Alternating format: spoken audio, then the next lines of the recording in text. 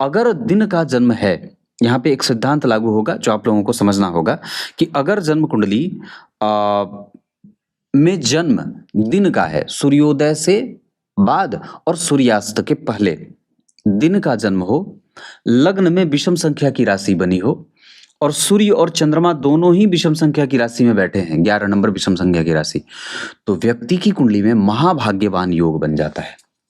अब उसकी जिम्मेदारी बढ़ जाती है, वो जिम्मेदार हो जाता है, या उम्र में बहुत छोटी अवस्था में उसे जिम्मेदार होना पड़ता है, मतलब उसके पास जिम्मेदारी होगी और भाग्यशाली भी होगा।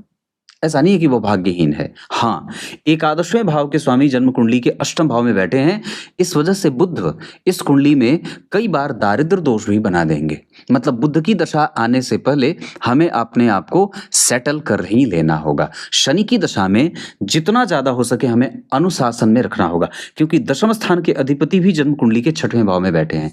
ये व्यक्ति को किसी के यहाँ नौकरी या किसी के यहाँ चाकरी करते हुए नजर आते हैं या विवश कर देते हैं। पर जन्म कुंडली के छठवें भाव में मंगल और शनि का बैठना व्यक्ति को महान राजयोग बनाने वाली स्थिति में लेकर चल जाएगा, क्योंकि वस्तुतः शनि वहां अपनी राशि में और मंगल वहां उच्च के बैठे हैं।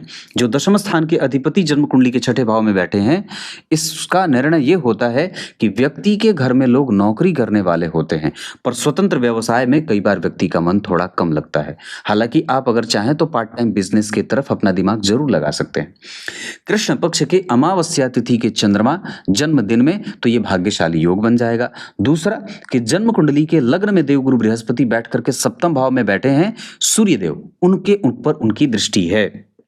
देवगुरु बृहस्पति की दृष्टि जन्म कुंडली में सूर्य के ऊपर 7वीं जा रही है और ये सूर्य गुरु को देख रहे हैं। चंद्रमा और गुरु का संयोग भी आपस में एक दूसरे को देख रहा है। ये जो संबंध बना है ये कुंडली को यशस्वी बनाती है, जिम्मेदार बनाती है, और किसी भी अवस्था में वो अपने ब्राह्मणों का, अपने गुरु का अनादर नहीं करता है। सदैव उनके प्रति उनकी कृपा का पात्र बना रहता है। ईश्वर के प्रति तीव्र विश्वास रखने वाला, धर्म में आस्था रखने वाला, और कभी कभी जब ये मंगल एक्टिव होंगे, क्योंकि मंगल नवम भाव के स्वामी होकर के छठे भाव में उच्च के बैठे हैं शनि के साथ, इस कारण से व्यक्ति के जीवन में मंगल की दशा उसके जीवन में उसके भाग्य को अवरुद्ध में ले जाने वाली हो जाएगी। वस्तुतः ये सिंह लग्न की कुंडली है जहां मंगल योग कारक हो जाते हैं, पर वस्तुतः उच्च के बैठे हैं, छठवें भाव में बैठे हैं, ये भाग्य भंग योग हो जाता है।